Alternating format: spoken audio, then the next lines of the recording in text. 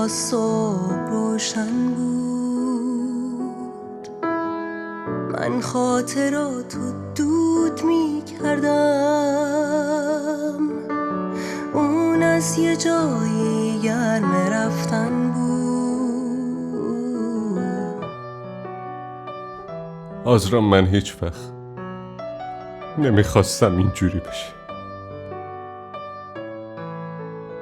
باور کن هر اتفاقی افتاده فقط من مقصر نیستم، تو هم مقصری، خودت هم خوب میدونی.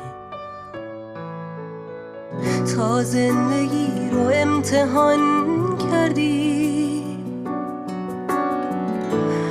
از ارتفاع